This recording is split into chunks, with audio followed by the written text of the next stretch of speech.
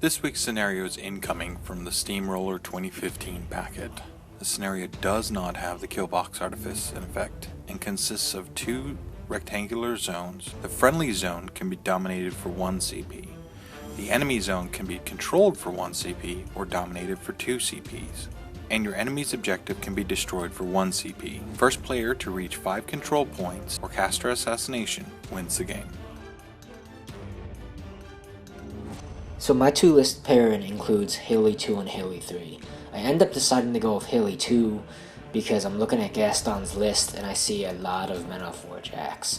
My Haley 3 list can crack Jacks, but it doesn't do it as well as Haley 2 does. So this version of Haley 2 contains a Stormclad. It's my only Warjack and it is bonded to Haley. I have the Squire for the extra control area as well as the extra focus. I have a full unit of Storm Lances and a full unit of Stormblade Infantry, along with the 3 weapon attachments and the UA. Both of these are really good with Deadeye that Haley has, and they can get across the field with Arcane Shield and Deceleration. I also have a unit of Nyss Hunters that are primarily used again for shooting and because they can get around Bradagus. I have a Stormblade Captain, Gorman the Wulfe, a Journeyman Warcaster, Ragman, and Anastasia di Bray. Hello everybody, this is Gaston, and today we're finally getting Durst onto the channel. For him, I have a fairly standard test list that I had made when we were locking in our list for this event. His rules had only been out for a couple days, so I wasn't quite sure what I wanted to take with him, so ADR was a very nice pairing for him. Went ahead, I took 3 heavies with him as a base, and then 2 units, the Errants and the Zealots. The nice thing about them is they both benefit a lot from deflection. Errants form a nice front line, and then Zealots are able to clear out a lot of infantry, which the heavy jacks may not necessarily be so good at. For his ADR, I had the Templar in there in case the Zealots weren't really needed, but when I was looking across the table, there was a lot of infantry there, a lot of the cavalry and Nyss, and I wanted those Zealots. I won the roll and elected to go first, so that way I wasn't going to be in as much trouble for Haley's feat turn on scenario. I went ahead, I deploy fairly standardly. I've got the Fire of Salvation, the Reckoner, and one little mini pairing, and then Durst and the other Reckoner in another, so that way they can both benefit from Wall of Steel being base to base with each other, escort each other up the table. Otherwise, the Zealots and the Solos just basically kind of fill in behind them, and we have that Reclaimer in the back there too to collect some juicy souls. So I'm going to be totally honest, I'm really used to going first with this list because of Anastasia di Bray, but with that said, there's some really good terrain on my side of the board. I have a forest for the Nyss Hunters as well as a trench to protect Haley and the Stormblade Infantry or the Storm Lances. As far as my deployment is concerned, I'm going to be setting up the Nyss around the forest so they can really utilize that because they have Hunter. Currently setting up the Stormblade Infantry behind the trench. I'm hoping that will help me deliver them through the hail of Errants crossbow firing, and then I'm putting Haley and the Stormclad dead center just so they can contest or fight over either of the zones, and the same goes with all of my solos.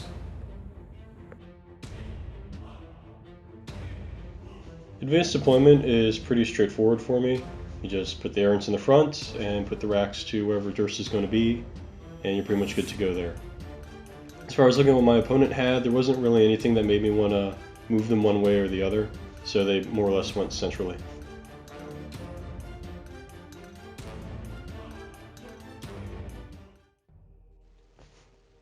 Turn 1 for Durst is pretty much straightforward across the board. Everybody runs up, you put up Wall of Steel, you put up Deflection.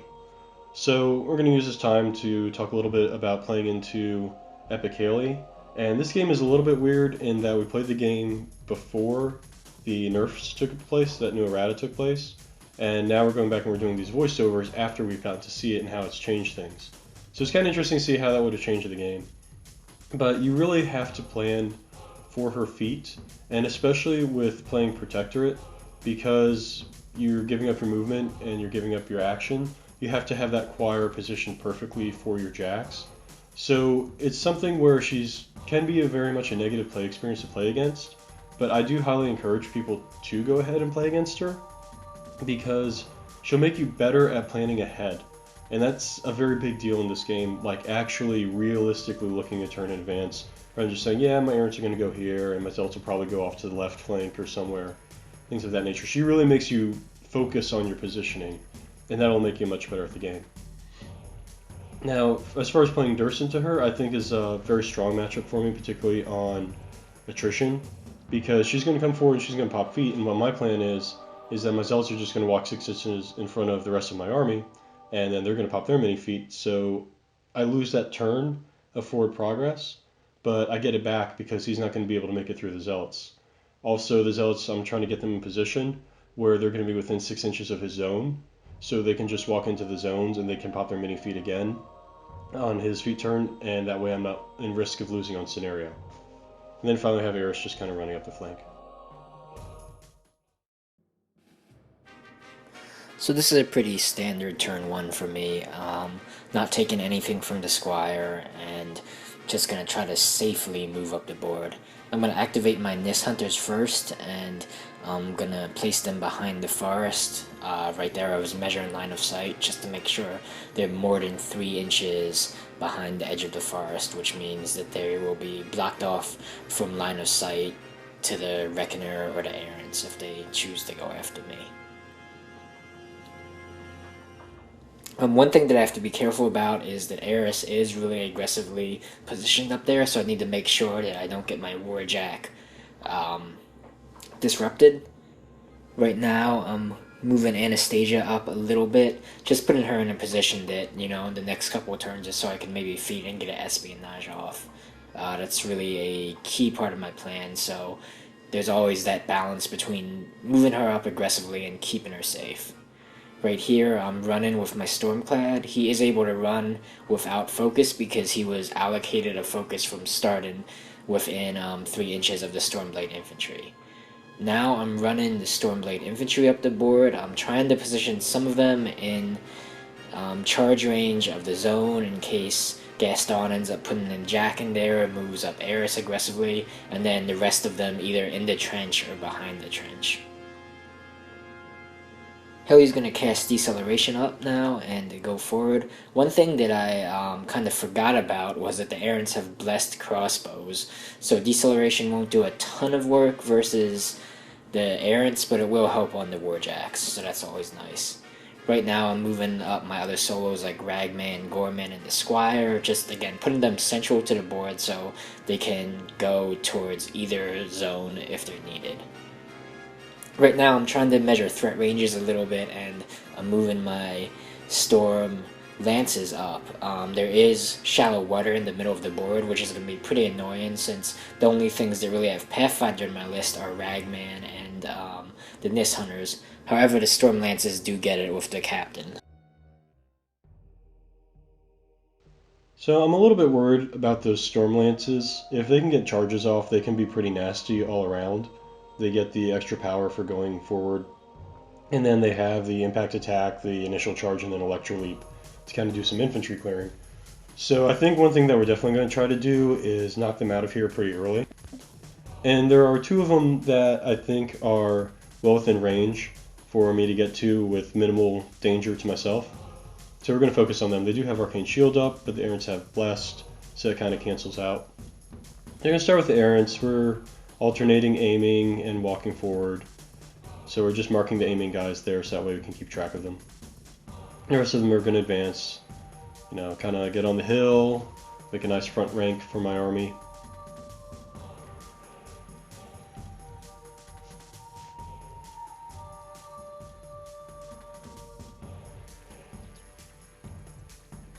Unfortunately, they can't see any of the Nyss, and I did not include the Seneschal for Hunter. But the Nyss are defense 15, so I need 9s to hit them anyway, so it's not necessarily a huge loss, other than wanting to whittle down, you know, some dangerous guys. So they're all just now taking pot shots, and even at dice off 7, they're still managing to take, you know, a Storm Lance off the table. And then they're also working on those Storm Blades as well. So that guy was just out, but the rest of them are shooting up some Storm Blades.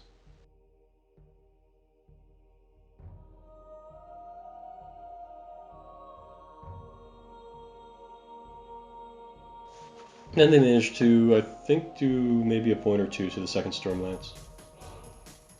That's okay, because we have a couple boosted Reckoner shots coming his way. So we have Eris, she's checking line of sight here, and she's just gonna pop that guy. And that gets rid of whatever upkeep might have been on them.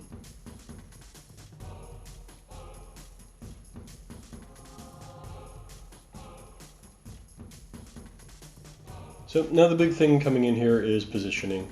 Again, I'm trying to get a little bit of attrition bump with giving as little to him as possible.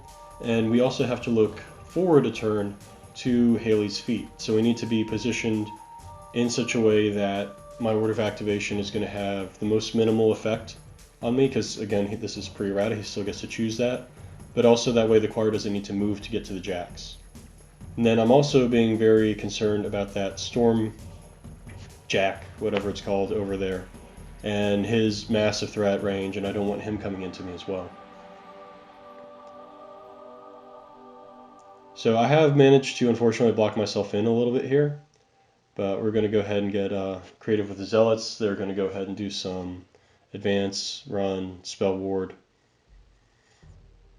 They're just kind of running a few of them in front of the jacks, so now he has to go through them. The idea is to maybe foul any charge lanes he has. And if he is going to send that jack in there, I want to make sure that I'm making him pay. So not only will he have to kill a couple guys and trigger Wretch's Vengeance to get in there, but also he's going to have to deal with Enliven here in a second, and making sure that I'm leaving myself a gap for them to move around. So Choir coming up there chanting battle. And I have that Reckoner advancing there, and he's just going to put a shot into that Stormblade, or Stormlance. And he does, I think, a little bit of damage. He doesn't kill it. But that's why we have two. So crit fire and crit dead.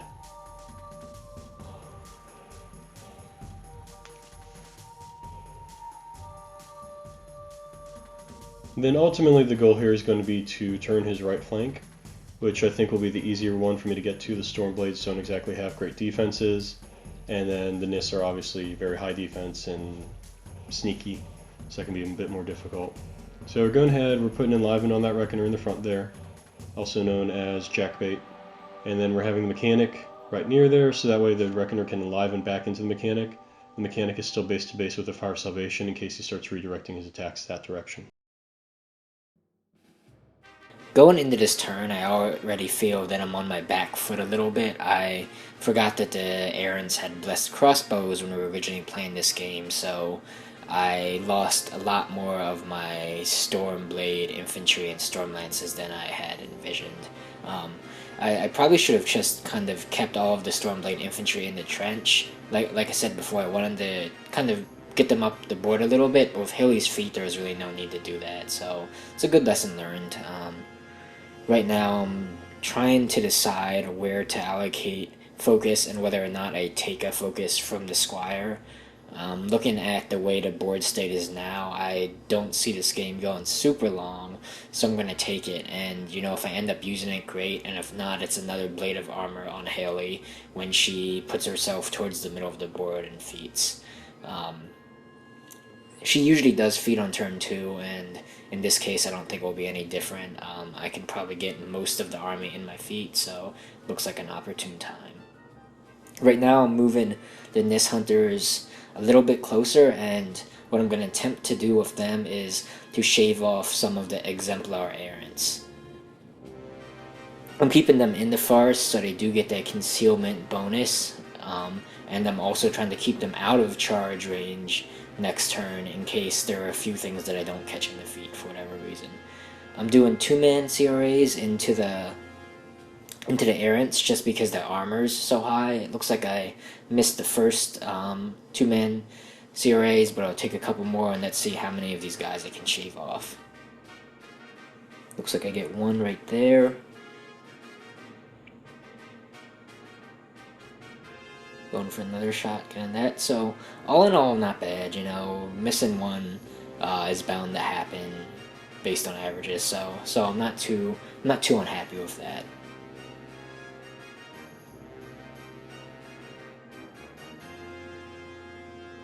Right now I'm asking a lot of questions about Durst because he is a relatively new caster and he gives a lot of cool benefits to Menoth, one being Boundless Charge. I think I've determined that I want to go in with my Storm Lances, so right now, we're positioned in a proxy base just to make sure that I can make use of their impact attacks as well as their actual charge attack. The Storm Lances are actually really great at killing infantry as well as putting some damage on heavy targets. For infantry, they have Electro Leap, so on top of impact attack and assault, and they can Electro Leap off of their gun as well as their melee attack. Again, just using the second one to get some more infantry. We're using proxy bases to be precise. And the third one is a little far back, so I'm just going to run that guy forward to keep him in formation. And then maybe jam up a few things.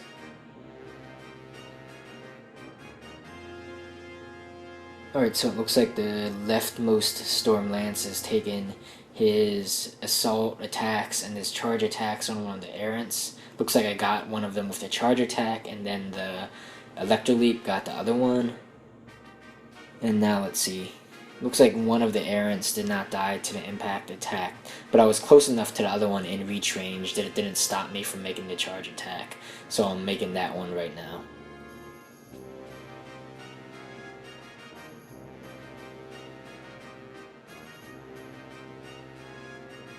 Looks like I got that, and Gaston's just measuring to see if he gets a soul from any of the guys I killed for his Reclaimer. After that, the last one is just gonna sit there. Next, I'm moving up Anastasia. I'm not gonna be able to espionage this turn, but under the protection of defeat, I can move her up pretty aggressively and hopefully get off the espionage next turn. Looks like I move her back a little bit and let her tow into the forest. Ragman's again moving towards the center of the board, and he's trying to zot that Exemplar Errant right there. Looks like he misses though.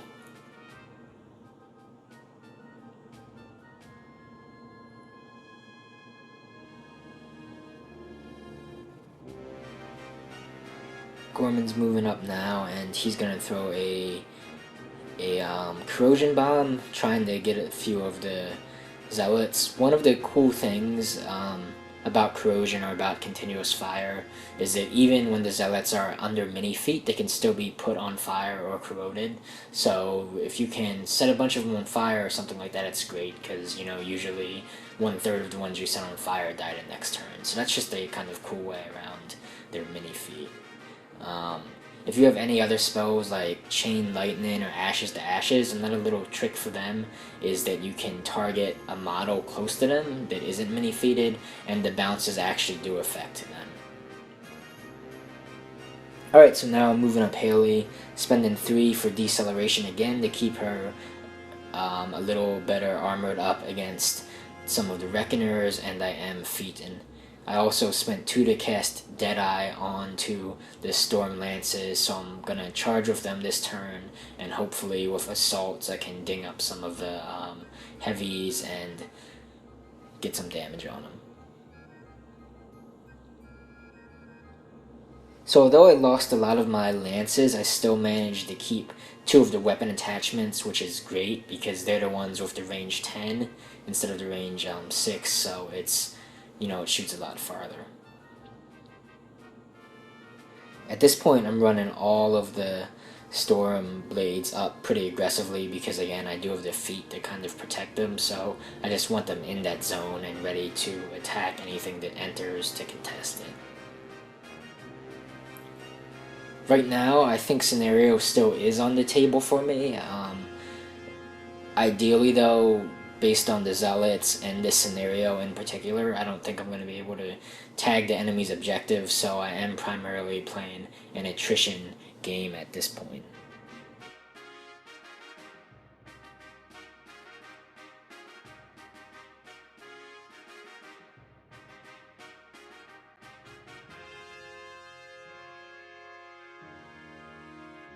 So right now, just kind of resolving all of the Stormblade attacks. And after that, I have my Storm, my Warjack to move up. So I'm moving my Stormclad into the woods and away from Eris, just because at this point I don't want her to move up and maybe shoot me next turn. I'm also kind of hoping that I can TK it out of the water if need be, so I'm not too concerned at where it is. So realistically, everything's in the feet. Just kind of, as expected, you live with it and you learn. My Jacks ended up not getting hurt, so that was nice. Durst ends up allocating 1 to the Reckoner for some shooting action, and then upkeeping Wall of Steel, and then camping the rest of the focus. So I Righteous Vengeance to Fire Salvation up, and then he just kind of scoots over to the side. And then that's when I realized that I screwed up with my focus allocation, because I'd left the Fire of Salvation so close to him and he has Gorman right there. I don't want the 2 Jacks to be base to base like that for Gorman to just be able to blind bomb them both. So that means the Reckoner has to move, and that's wasted focus because he can't attack. He was going to put a boosted shot into, whatever. But next up, the Zealots get to advance, and they're just going, they're advancing, they're popping their mini feet, they're going to chant Spell Ward, and they're going to walk into both zones. And the Monolith Bearer is going to make sure that they all stay in formation, which would be a nice thing. And that will basically is my anchor to keep me from losing on scenario this turn, which is always a very real risk against Haley.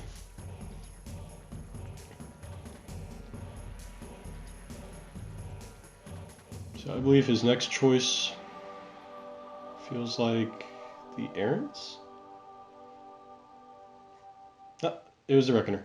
So what the Reckoner is doing here is he is moving up, and the idea is to engage and jam up those Storm Lances, so that way they're not going anywhere. I don't want to get TK'd out and leave them some nice charge lanes. Eris activated, she goes, she snipes out another guy. Kind of her entire role this game, unfortunately, for a 3-point solo. So the Reclaimer's next. He walks up base to base with the Reckoner.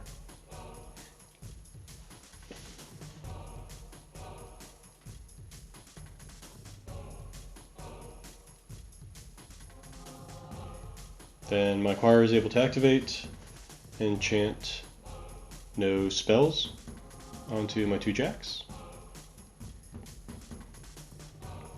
My Mechanic advances base to base.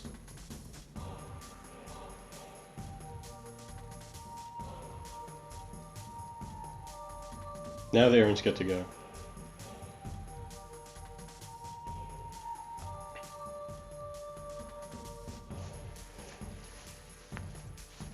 The majority of them stand still and start shooting at his Stormblades. Take a couple shots. And the ones engaged with the Storm Lances swing on them, but their swords aren't going to crack that armor 20. Durst goes ahead, he pops feet, advances full camp, pulls 1 off the rack. Rack happily does not blow up. So now he's base to base with the Jack, he's got Wall of Steel up, all the Jacks are +5 armor, and then things like the Reclaimer and any solos can pass off their attack damage rolls to the Jacks. With Gaston currently in the zone, I've pretty much decided that I want to try for an assassination run. One thing about Durst when he feats is that he can still be placed, so you can actually place him out of base to base with any Warjacks he's base to base with, and it will mean that he won't benefit from the feat. The same goes for throws. If you have 2 heavies, you can throw the Warjack he's base to base with away and then use the other one to beat up a little on Durst. Right now, I'm just kind of asking a lot of questions because, again, Durst is a new Warcaster, so I don't know a ton about him, and like I said, after I decided to go for the assassination, I'm really trying to decide how best to use my 9 focus. You would think 9 focus is enough, but sometimes it's not. My prime consideration right now is whether or not I give 3 or 4 to my Stormclad. If I give 3 to my Stormclad, it will allow Haley to sit on 6. The good thing about that is that she can TK herself to get into position of seeing Durst, then she can TK Durst, and she can also TK the Stormclad. She can also TK herself and then boost a TK in Durst. So So it's really between leaving her with 5 focus or 6 focus. Again, the 6 focus allows for 3 separate TKs, while 5 focus allows for 1 TK and a boosted TK on Durst.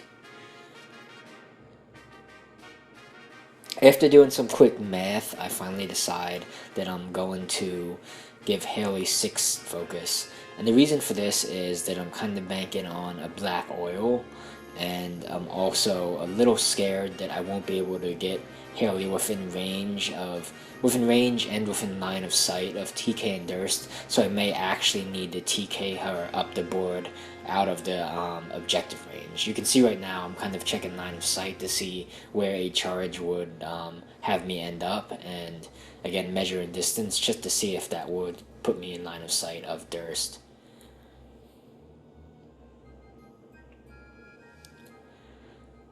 So looking at the board state right now, I actually think I could have possibly played this game on attrition a little longer with my Nyss hunters, but again, that assassination was just too tempting, and Haley actually is pretty good with assassinations. So I finally decided to go for it. I moved Gorman forward, and I'm throwing a black oil at the Warjack because it has a lower defense, and again, the black oil will hit Durst because he's base to base. We're using a precision tool to measure right now, and I believe that I am just a tad bit out, so I'm going to have to roll the deviations. Either that or I missed it, I can't remember which one. But as you can see, the deviation was not where I wanted it to go. It got some Errants and a Warjack it looks like, but it did not get Durst for the -4 defense. That's okay because I do have Anastasia in the list, and I'm hoping that I'll get an espionage off. Right now what I'm doing is just getting the Storm Lances out of the way. They are taking free strikes, so I'm pretty much giving up a lot of them for free. So at this point I'm really all in on assassination. You know, after you've given up half of your Storm Lances unit to free strikes, there's really no other option.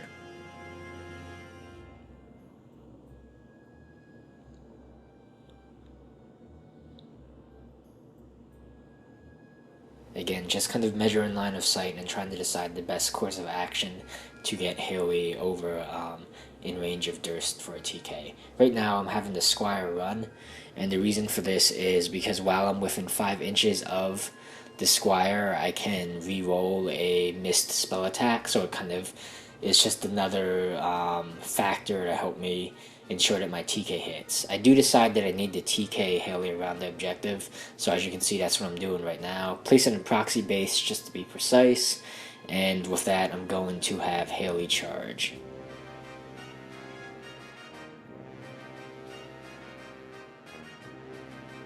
Right now I'm just kind of measuring the distance, confirming that, and having her charge the maximum reach range right there. That angle will ensure that she sees Durst. She's swinging on the, I believe that's a Zealot right now, and now she's boosting a TK into Durst. Looks like I did hit with that TK. So now I'll be moving Durst 2 inches away from his Warjack and turning it around. So as of now, he's not benefiting from defeat, meaning he can't shut off attacks onto that Reckoner.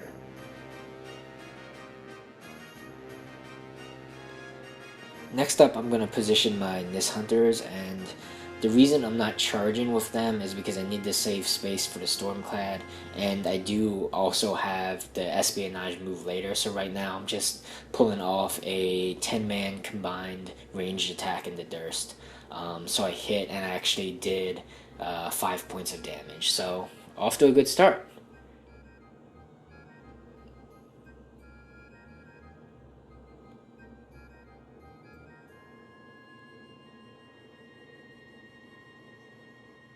Next up, I'm moving the Stormblade Captain, and he is just taking a gunshot into Durst. He actually has I believe it's a range 8 POW 14, so, you know, maybe I'll spike a little bit and do a few points of damage.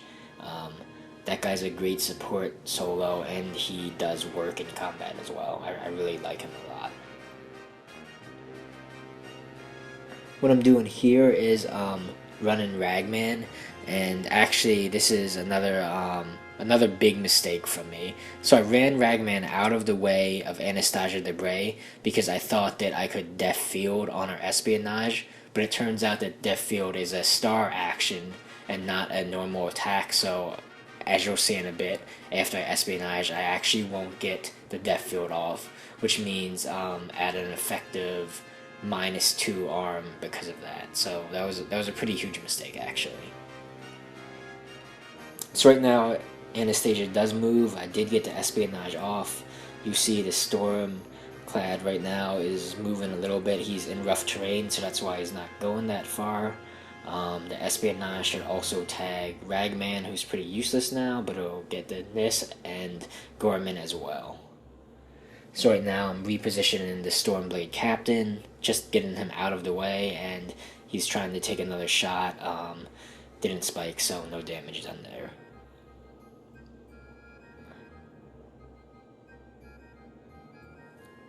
Next, it looks like I'm getting my second chance with Gorman. So Gorman's going over there, staying out of melee, and he is going to take a shot, a black oil shot at Durst.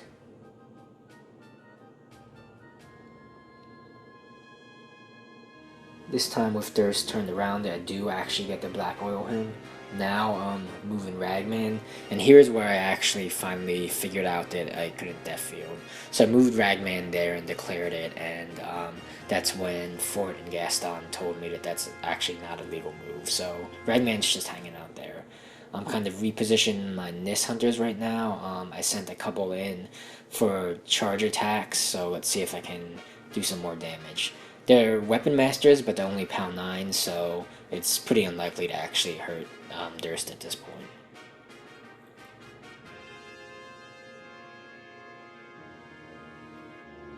So at this point, it's all in on the Stormclad. He's going to have to use 1 focus to charge, so he'll get 1 boosted, pound 19, and then he'll get another 2 swings at pound 19. So at this point, I'm feeling pretty good about killing Durst. Again, using the proxy base just to make sure we're precise. The Stormclad does have to get out of rough terrain, so that's going to take up some of his movement, but he's still going to get there with his reach attack. Unfortunately, he won't be able to use his non-reach fist, though.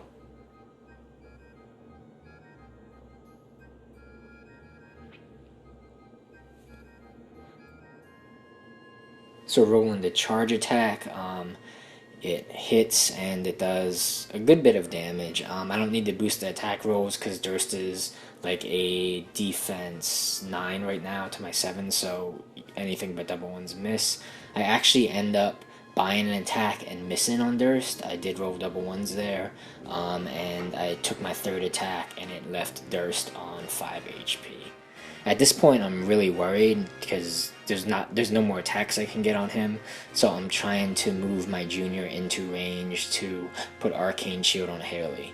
Unfortunately, she's a little bit out, so I just take a shot at my junior. And now I'm moving my Stormblades, just trying to do damage. Honestly, at this point, I felt like the game was pretty lost. But it still probably was a bad idea for me to take these Stormblade attacks, because if I actually had killed one of his models here, it would have activated the Righteous Vengeance on the character Warjack Gaston's playing, which means it could have made a free move. Well, some mistakes were made there on my part. That was pretty embarrassing. I didn't want to talk about it previous turn because I don't want to, do any spoilers, but rewinding it, all of that was entirely preventable by me. And basically what you needed to do was, again, talking about e-hailing, that pre-planning, is have Durst be where he's going to be for the following turn as well, and go into Cornerstone stance. That'll stop the TK, and then rather than having that Reckoner walk up and engage those Stormlances, have him just walk up directly in front of Durst. And that would stop him from getting TK'd as well. And that would have basically prevented this entire assassination run, and would have been able to then just grind it down on attrition. As it is now, because I made some silly mistakes, we're having to really backtrack and fix things. So Durst is blind, he can't cast any spells. The Reckoner is blind, he's effectively useless. So what we're going to do is we're going to go ahead and put the Fire of Salvation into Epic Haley. My opponent tried really hard at the end of last turn to trigger Righteous Vengeance for me, but the dice just weren't with him on that one, so we're going to have to go ahead and do it the old-fashioned way of charging. So the upside is that the Fire of Salvation will be Met 9. The downside is she does have set defense. So what I'm doing now is I'm just going through having the Zealots shoot her for fun, having the Errants shoot her for fun to see if we can't do anything. The Reclaimer comes over, he gives the 3 souls to the Fire of Salvation. We're going to have that Reckoner over there stand still, try to shoot her as well. Just try to get as much onto Haley as possible. So now the Errants are moving. Now the other mistakes I made previous turn was again that focus allocation, which he didn't get Ragman off, but if I'd had that extra point of focus, I actually still would have survived based on the number of attacks. And then if I hadn't upkept Wall of Steel and had that extra 2 focus with Corning War Stance and the ability to just pass everything off automatically, then it would have been fantastic and easy to survive. But oh, and Corning War Stance is a joke that we use. That's what we call Cornerstone Stance locally. So now we're putting the Fire of Salvation into Haley. So he's going to swing with his fist instead of the club on the charge attack, and then he's just going to buy a bunch of club swings, and he's going to miss every single one of them, except for the Vassal's going to come over, ancillary attack, light her on fire, and do a fair amount of damage to her. And that's how you don't roll 7s for a lot. The Reckoner also missed his boosted shot, aiming at Rat 9, needing a 7 as well. So the dice are not always out that kind.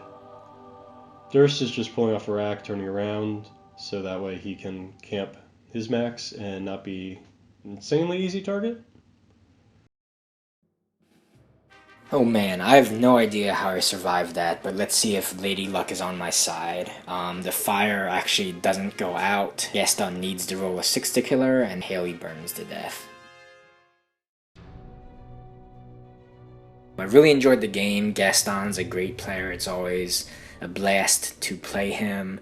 As far as things I could have done differently, like I mentioned, I think some of my position in turn 1, I was too aggressive, so just keeping my lances and my Stormblades back a little bit would have helped. The biggest error actually was that Ragman move where I ran him instead of just moving him his 7 inches or so and then activating Death Field and then moving him again. But the best way to learn a lesson is actually in a game like this, because you never forget it. So thank you guys for watching Advanced Maneuvers. We really appreciate it, and tune in next week.